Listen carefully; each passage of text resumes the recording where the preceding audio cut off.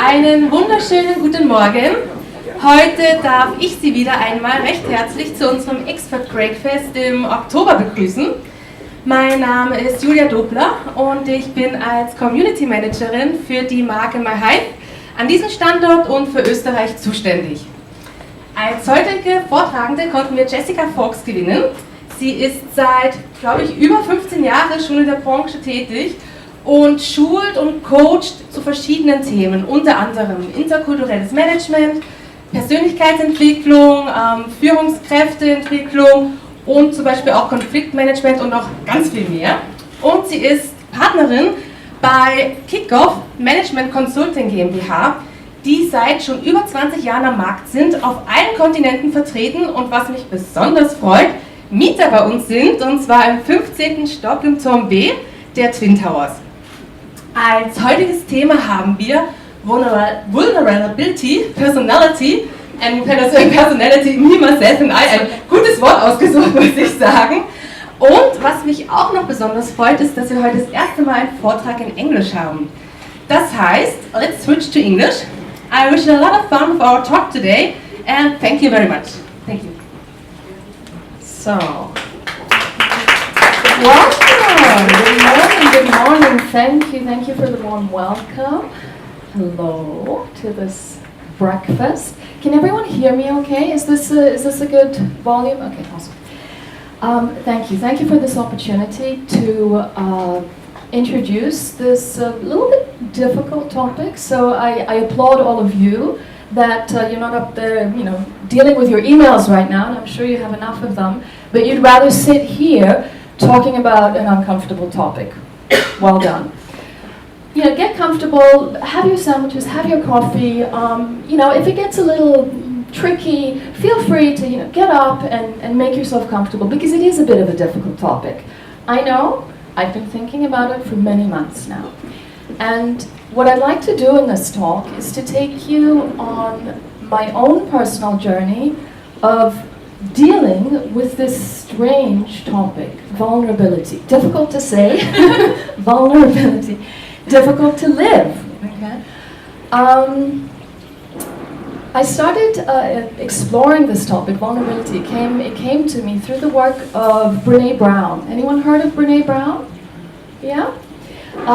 She's a social work researcher that did a lot of research on the topics of shame, vulnerability, associated topics, and it's very, very interesting. She's one of the most watched TED Talks of all time, and I fell into the topic of vulnerability. And vulnerability, I know the word, right? My first language is English, so I know the word. Of course, I know the word, but I didn't understand the word. I didn't understand what does it mean to be vulnerable. Can any of you answer that question for yourself? What does it mean to be vulnerable?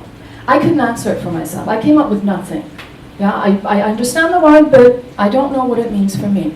And this is what I wanted to explore. What does it mean personally, and what does it mean in the workplace?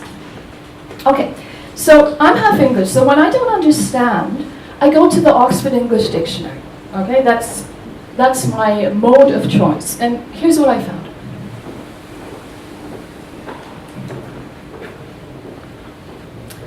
The quality or state, vulnerability is the quality or state of being exposed to the possibility of being attacked or harmed, either physically or emotionally. Ow! Being attacked physically, emotionally? That's painful. Yeah? No wonder I wasn't connecting with this word. No wonder I didn't even want to think about what does it mean to be vulnerable. I'd rather not. Thank you very much. So I thought, okay, maybe this is just English, okay? Maybe this is just, British, stiff upper lip. Let's see what the Americans have to say about this, okay? Webster Dictionary. Capable of being physically or emotionally wounded, open to attack or damage. Not much better. It's not the state of, okay? So I'm not fixed in that state. It's capable of. It opens up a little bit. but it's still wounded, attack, damage, ow, it's painful. Yeah, so if you want to, get another sandwich at this time, feel free, because this is sensitive stuff. And then I started thinking, my other half is Austrian, so I started thinking in German. How do you translate that? What is the, I grew up bilingually, so the words never really match. So, are there German speakers here? I think most people speak German, yeah? Okay. I'm welcome to, at any time, I'm welcome to your ideas. I'd like to keep this quite interactive, so, let's take the question and answer session into the talk. Blast me with your questions. Tell me if you don't agree. I'm completely open with it. Okay? In German, my best translations were Verletzlichkeit and Verwundbarkeit. That's what I would think. What do you think? Yeah? Okay. Oh my God, German is a very literal language. So in Verletzlichkeit, you have Verletzung, injury. You're already hurt. In Verwundbarkeit, you have the wound, an open wound. Oh my God. So at this point, I thought, why? Why on earth would anyone in their right mind ever want to be vulnerable? What is the point of this? Attack, damage, physically, emotionally, wounded. Why would anyone want to do that? And especially in the workplace, why would I open myself up to attack? So I went back and I thought, okay, let's go back to the research that Brené Brown did, and let's get a working terminology for vulnerability. Maybe it gets better. Uncertainty, risk, and emotional exposure. This is what the research says. Brené Brown has done decades of research on this, and what the research shows is that when people are being vulnerable, they feel uncertain, at risk, and they feel emotionally exposed. So why? Why would I do this? What is the point of being vulnerable? And this is something that I'd like to explore with you today. And again, I'm open to ideas, so as we go through this, let's answer questions. Let's open it up a little bit. So, now that we know what vulnerability is, according to all these definitions, what I'd like to look at now is what the research has shown vulnerability isn't. And I'd like to look with you at the 6 myths of vulnerability. Let's see if you can come up with more. First of all, do you all agree? Have we all been raised like this? Vulnerability is weakness, right? Open to attack, damage, yeah, vulnerability is weakness. This is the myth that we have all been raised with. Better not open up too much, What if? What if? That's weakness, okay? It's a myth. Vulnerability is courage. You have to go through vulnerability to get to courage. I'm sure you've all experienced that. Myth number 2. I don't do vulnerability. And this is a whole company profiles are founded on this. I don't do vulnerability. We're perfect. There is no vulnerability here. And personally, it feels better, right? I don't do vulnerability. I'm going to safeguard, I'm going to protect myself. I don't do vulnerability. But it isn't really possible, is it? We have to do vulnerability. Have any of you ever not been feeling uncertain, at risk, and emotionally at risk? Anyone? I don't think so. Certainly me not. Myth number 3. I can go it alone. Okay, I'll be vulnerable, but I'll be vulnerable all by myself. Okay, I'll just sort of closet my vulnerability and no one will see it. This doesn't work. We're social beings. We are neurobiologically primed to care what others think. Why is social media so successful? because we care what others think. We're made that way. We have to care what others think because when we're alone, we are at risk. We can't survive. That is our species. We depend on others, so we can't go it alone. Oh, I love this one. It's okay. You can engineer the uncertainty and discomfort out of vulnerability. Vulnerability minus discomfort and uncertainty. And I was talking to a friend of mine in the run-up to this talk, and we were talking about, vulnerability in the workplace and leadership, and he said, yeah, this is awesome, such a good topic, vulnerability in leadership, it's the best leadership tool. I said, okay, how so? Well, the vulnerable leader, the imperfect leader, the suffering hero, Braveheart, and then everyone will follow you. Pure loyalty. You'll always follow the vulnerable leader. And I said, yeah, but that's not what I see as vulnerability. That is predicting the outcome. That's saying, I will be just as vulnerable as I can control the outcome. To me, that is not vulnerability. To me, vulnerability is sitting in the discomfort, sitting in the not knowing how this is going to end. I'm going to sit in this uncomfortable discussion with my coworker, and we're going to talk about difficult topics, and I'm going to be vulnerable. I'm going to say, I'm not okay with the way you delivered on that project, and I cannot predict the outcome. And that's not me instrumentalizing vulnerability. That's not me saying, I'm going to be vulnerable so that I get. That's just being open to the outcome. Because if I'm vulnerable, chances are other people will also be a little more vulnerable.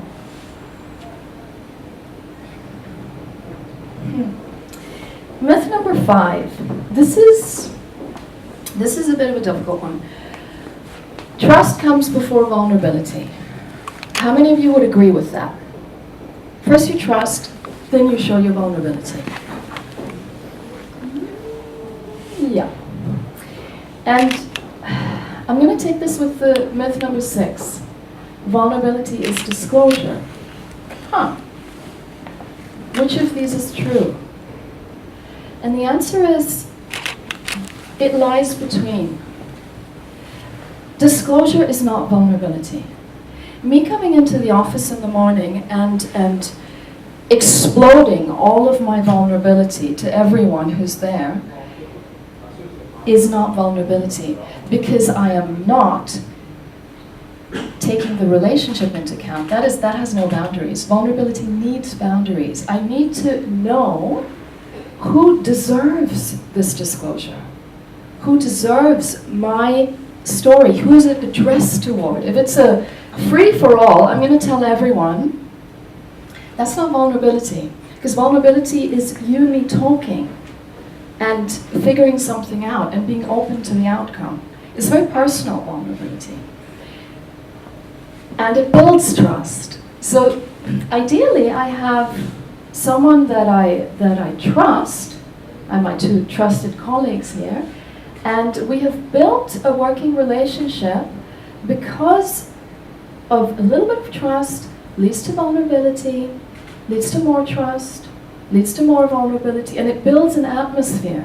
It means we can both trust that if I'm going to open up to you, we've had some difficult conversations, yeah? If I'm going to open up to you, I know that we can take it further, So, the myths of vulnerability. This is what vulnerability isn't. We've looked at what vulnerability is. Now, on my journey to why would anyone ever want to be vulnerable, it didn't end there, because what I first wanted to know is, does everyone feel vulnerability in the same way? Do I feel it in the same way? Do each of you feel vulnerable in the same situations? I wasn't sure about that. And when I'm trying to deal with a complex topic, I like to break it down into personality. I do a lot of personality assessment. I love working with the sort of the inner work of the personality, understanding why people do the things they do. And of course that relates beautifully to vulnerability. Who feels vulnerable? In which way? Okay? So it's about to get uncomfortable here. So if you stay now, then you might find your vulnerabilities. Okay, so what I like to use when I'm looking at personality is I like to use the process communication model, PCM. Does anyone know it? Does anyone know it? Yeah, quite a few. Okay, super. It doesn't matter if you don't know it, because you could apply any personality framework to this concept.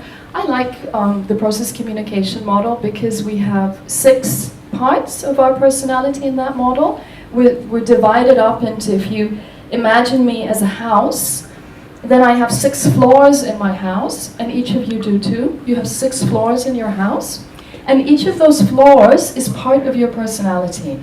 And some you visit more often and some less often. And so I'd like to go through with you, in my opinion, what you are likely to experience in each of these floors. And I'm open to other ideas. Yeah? No, I don't see it that way. I experience it differently. So what I'd like to look at is, for each floor, what is your talent in that floor? What is your strength? What are you good at? And related to that, what is the vulnerability associated with that? Therefore, what do I feel uncertain about?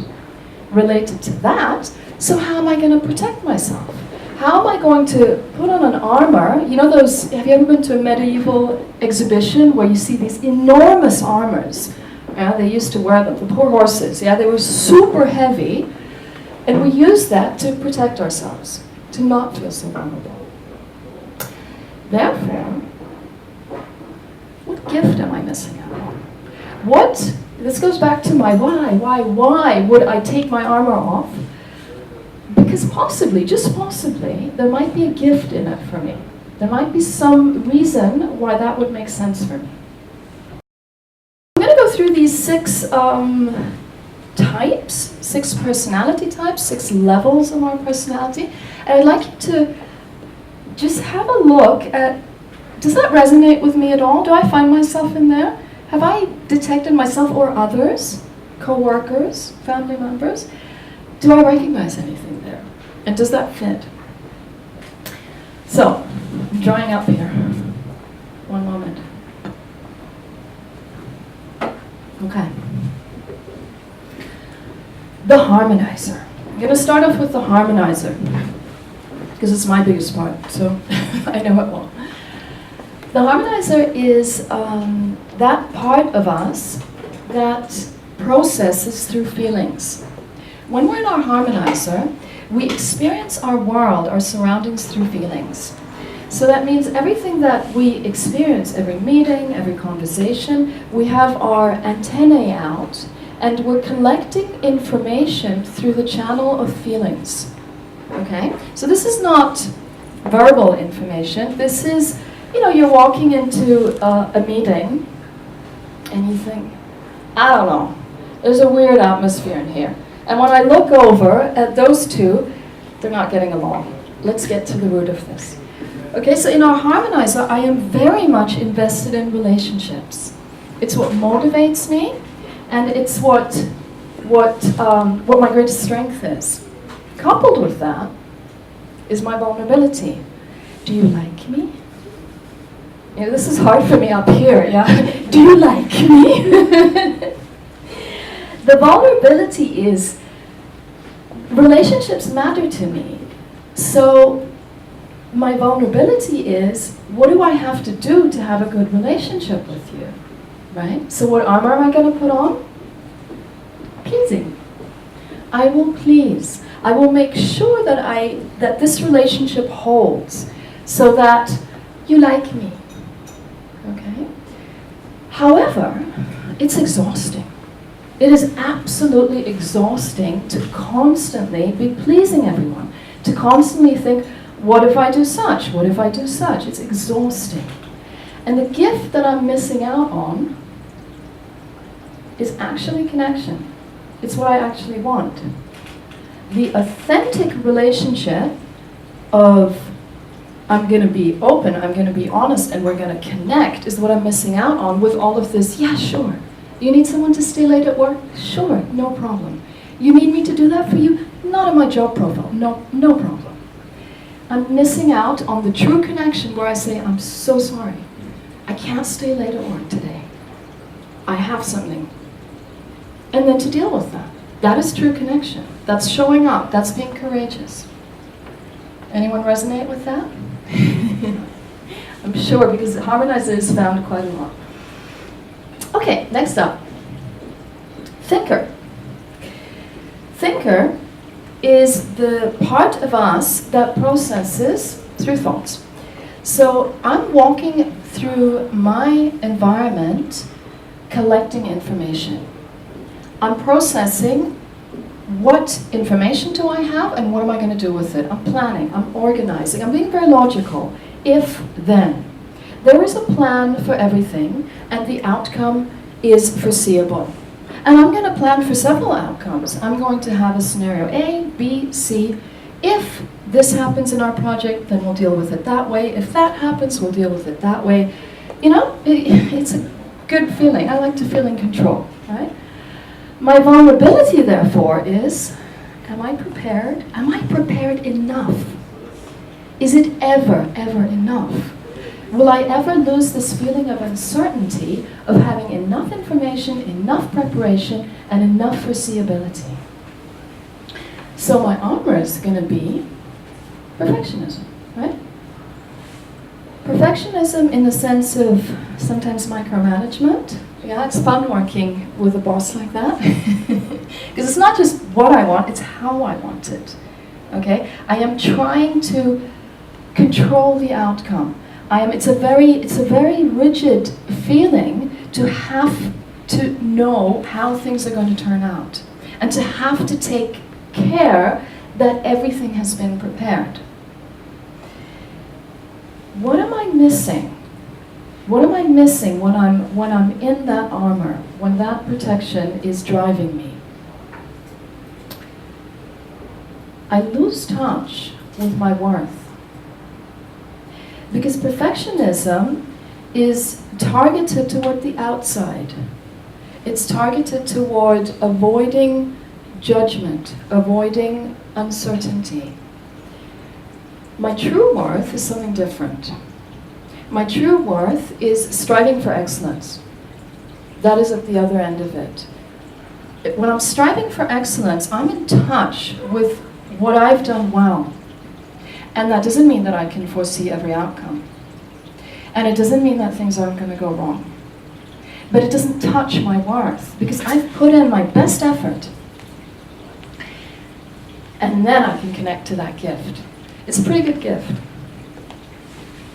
Any thinkers out there? Does that roll with you a little bit? Okay. Good. Next up, persister.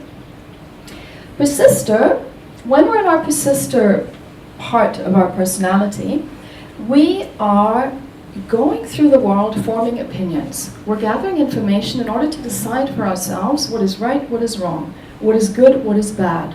And the way we decide that is we connect with our values. These are, this is not just I have an opinion. This is something I burn for. This is my deeply held belief. And I will connect with that. I will commit to that. I will go the extra mile for that. So when we're pushing through a project, an idea, a vision, and it's hard, and we'd like to give up, but somehow we can't. That's the motor of persister that goes, no, I got to do it. The vulnerability associated with that is, can I trust you? Are you as committed as I am? Are you as engaged as I am? Do you have the same values as me? Can I rely on you? So what I'm going to armor up with is criticism, judgment, skepticism, suspicion. I'm not sure about your motive. I'm not sure about that. I would rather not trust you so that I'm not disappointed. Then I'm okay. I'd rather be standing here alone with my morals and ethics and values intact and not trust you and assume that you have an ulterior motive. However, what I'm missing, this is a very fluffy word for the persistent. Hope. Hope. What I'm missing is that it's a very sensitive little flower, hope. And what I'm missing when I'm in my armor is the space that I hold, that you might have the same engagement, you might have the same commitment, but it doesn't look like mine. It actually looks quite different. And if I'm in my armor, I would never see this as engagement or commitment because it's completely opposite to mine. The way you're going at this project, I mean, clearly you don't care. When I take the armor off and I say, listen, I'm not connecting with you here. Somehow I don't feel like you're as on board as I am. Please walk me through it. What is your value behind this? That's when I can connect with hope. Oh, maybe you are actually that engaged. Okay, we've done 3. We've got 3 more to go. How are you feeling? Feeling uncomfortable? Are there any resonances? I'd rather not say.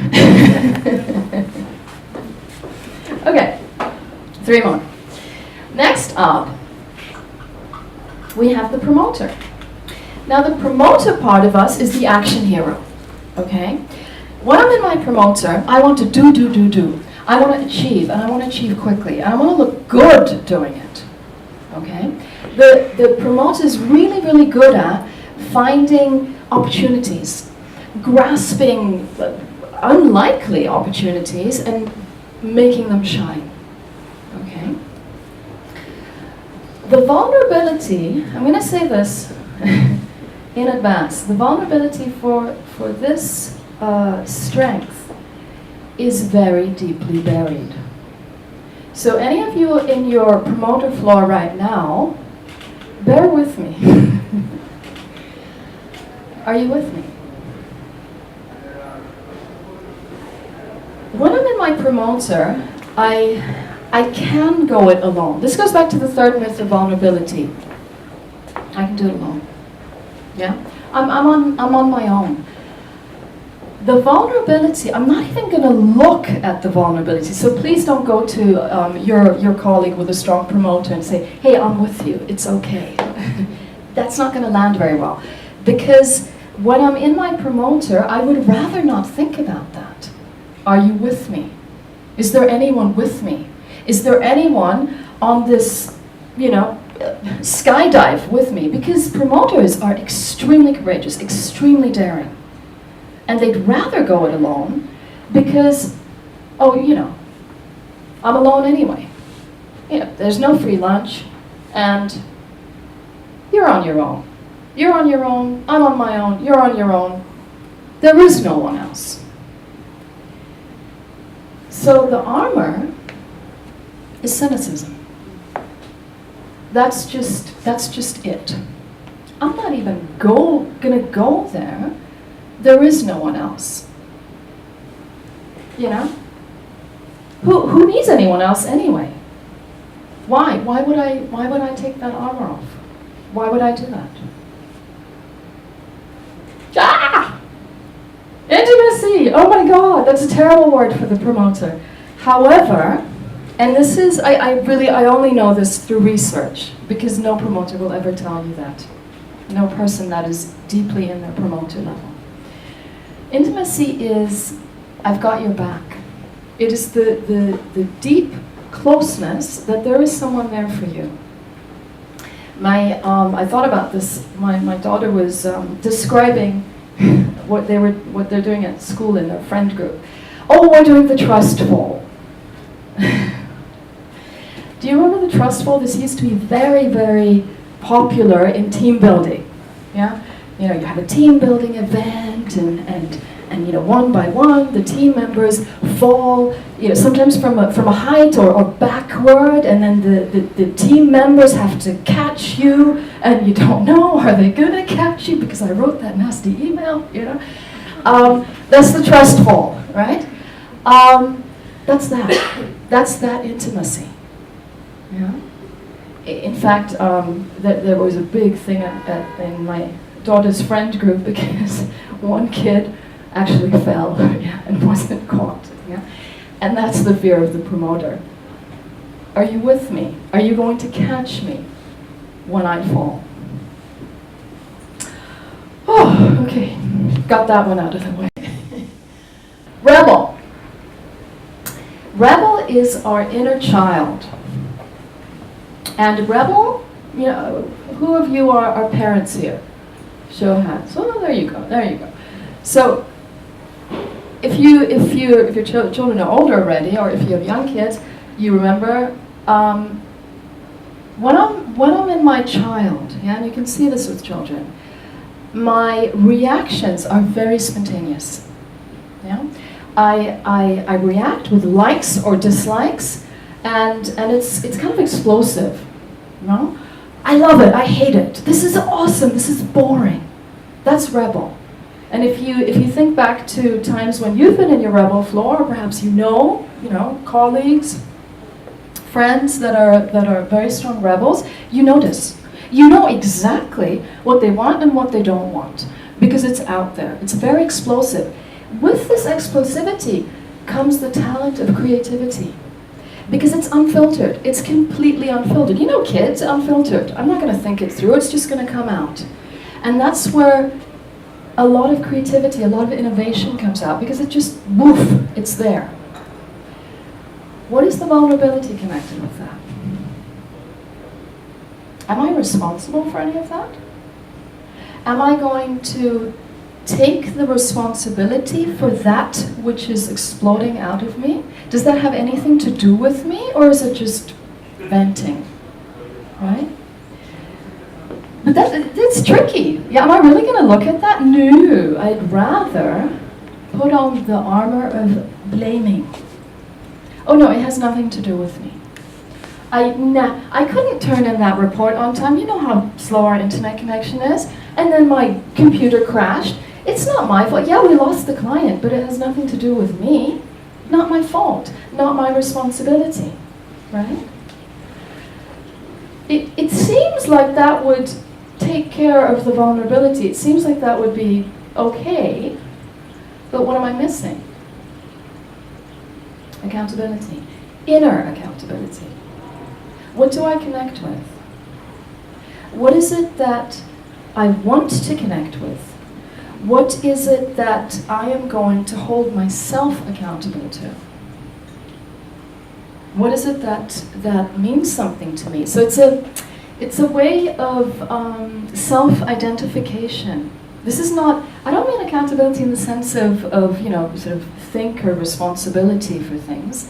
It's more of an inner accountability. What is my identity? What do I stand for? Okay, last but not least, does anyone need another coffee? Okay, imaginer. This is our last personality part. For a lot of people, this is the part that they don't use so frequently, okay? Because it is the part where we process through reflection. Yeah? So this is the part that we're in last thing at night, first thing in the morning, under the shower. You know, it is a thinking part, but it's not an active thinking part. It's a passive thinking part, reflection, right? So, you know, when you've stood in the shower, yeah, so tired, haven't had my coffee yet. Oh my God.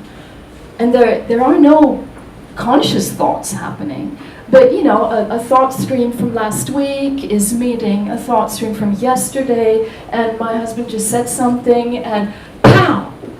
And you suddenly have a solution for a problem you didn't know you had. That's imaginer. That is the reflective process. It's a weird kind kind of thinking. Yeah, it's not even out of the box thinking because there is no box, right? So the vulnerability associated with that, am I wanted? Does any of this matter that I'm thinking? You know, I'm sitting in a meeting and I, you know, there's a topic on the table and we're going about it in a very linear way. And I have this idea. Am I really gonna say that? It doesn't appear to be relevant, but maybe it is relevant, but I don't know. So the armor that I pull up, withdrawing. I'd rather not. I think I'll just sit here and wait if someone asks me. It can't be that significant. It doesn't matter really. I'll just wait. What am I missing with that? What I'm missing is my own autonomy.